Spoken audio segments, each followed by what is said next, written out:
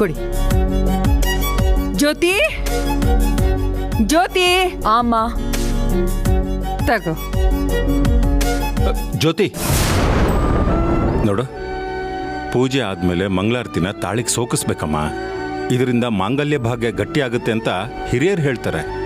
ಗಟ್ಟಿ ಸಂಬಂಧನೇ ಬೇಡ ಅಂತ ಇದೀನಿ. ಇನ್ನು ಈ ತಾಳಿ ಕಟ್ಕೊಂಡು ಏನ್ ಮಾಡುದು?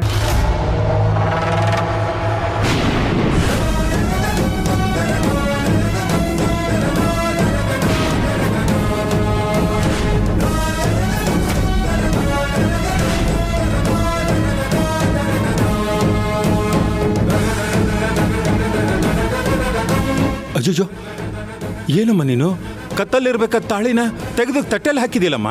ಅದನ್ ಕಟ್ದೋನಿಂದ ಒಂದಿನಕ್ಕೂ ಸಂತೋಷ ಸಿಗ್ಲಿಲ್ಲ. ಅದ್ರಿಂದನೂ ಏನೂ ಉಪಯೋಗ ಇಲ್ಲ. ಸುಮ್ನೆ ಹಾಕೊಂಡು ತಿರ್ಗಾಡ್ತಾ ಇದ್ರೆ ಭಾರ ಜಾಸ್ತಿ ಅಂತ ತಟ್ಟೆಗೆ ಹಾಕ್ತೆ. ಹಾಗೆಲ್ಲ ಮಾತಾಡಬಾರ್ದಮ್ಮ. ತಾಳಿ ಕತ್ತಲ್ಲಿದ್ರೇನೆ ಅದಕ್ಕೊಂದು ಮರ್ಯಾದೆ. ಅದಕ್ಕೇನಪ್ಪ ಮರ್ಯಾದೆ ಕೊಡ್ಬೇಕು? ಕಟ್ಕೊಂಡು ಒಂದ್ ಮರ್ಯಾದೆ ಕೊಟ್ನಾ, ಇನ್ ನಾನ್ ಯಾಕೆ ಮರ್ಯಾದೆ ಕೊಡ್ಬೇಕು? ಏನಮ್ಮ ನೀನು ತಾಳಿ ಬಗ್ಗೆ ಇಷ್ಟೊಂದು ಕೇವಲವಾಗಿ ಮಾತಾಡ್ತಿದ್ಯಾ? ನಿನ್ ಕತ್ತಿಗೆ ತಾಳಿ ಬೀಳಿ ಅಂತ ನಾನು ಎಷ್ಟು ಕಷ್ಟಪಟ್ಟೆ. ಕಷ್ಟಪಟ್ರಿ, ಆದ್ರೆ ನನ್ ಜೀವನ ಸರಿ ಆಗ್ಬೇಕು ಅಂತ ಏನ್ ಕಷ್ಟಪಟ್ರಿ? ಇನ್ನೂ ಏನಮ್ಮ ಮಾಡ್ಲಿ ನಾನು? ಆ ಶಿವರಾಜು ಕೈಕಾಲೆಲ್ಲ ಹಿಡ್ಕೊಂಡಲ್ಲಮ್ಮ. ನೀನ್ ಕೇಳ್ಕೊಂಡ್ರು ಏನ್ ಪ್ರಯೋಜನ ಆಯ್ತು? ಇವಾಗ್ಲೂನು ಅದೇ ರಾಗ, ಅದೇ ತಾಳ. ನಿಮ್ ಅಳಿಯನ್ಗೆ ಅವ್ನ್ ತಂಗಿ ಜಪ ಬಿಟ್ರೆ ಬೇರೆ ಇನ್ನೇನೂ ಇಲ್ಲ. ನಾನೇನಾದ್ರೂ ಅವ್ರ ಮಾತ್ ಕೇಳ್ಕೊಂಡು ಅವ್ರ ಮನೆ ಕಾಲಿಟ್ಟೆ ಅಂತ ಅನ್ಕೊಳ್ಳಿ, ಏನೂ ವ್ಯತ್ಯಾಸ ಆಗಲ್ಲ. ತಟ್ಟೆಲಿರೋ ತಾಳಿ ನನ್ ಕುತ್ಕೆಲಿರುತ್ತೆ ಹೊರತು ಸಂತೋಷವಾಗಿ ನೆಮ್ಮದಿಯಾಗಂತೂ ಬಾಳಕ್ ಸಾಧ್ಯನೇ ಇಲ್ಲ ಅಲ್ಲಿ. ಅಯ್ಯೋ, ಹಾಗೆಲ್ಲ ಮಾತಾಡ್ಬೇಡಮ್ಮ. ನನ್ನ ಮಾತು ಕೇಳು. ಮೊದಲು ತಾಳಿ ತೆಗೆದು ನಿನ್ ಕುತ್ತಿಗೆಗೆ ಹಾಕೊಳ್ಳಮ್ಮ. ನಿಮ್ಗೆ ಆ ತಾಳಿ ಮೇಲೆ ಅಷ್ಟೊಂದು ಅಭಿಮಾನ, ಗೌರವ ಇತ್ತು ಅಂತಂದ್ರೆ ನೀವೇ ತೆಗೆದು ಹಾಕೊಳ್ಳಿ. ಜ್ಯೋತಿ,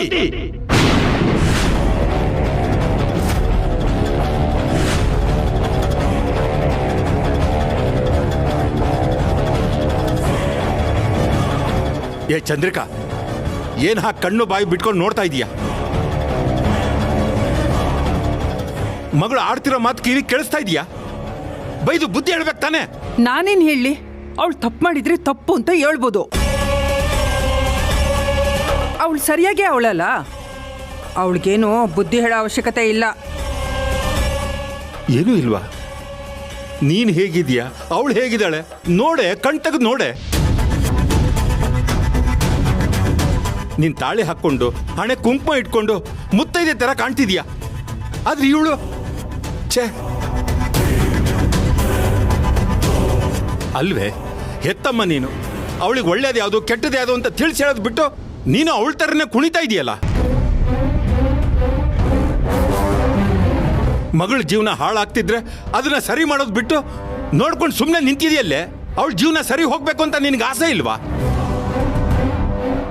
ಆಸೆ ಬೆಟ್ಟದಷ್ಟಿದೆ. ಅದಕ್ಕೆ ಅವಳಿಗೆ ಬೆಂಬಲ ಕೊಡ್ತಾ ಇರೋದು.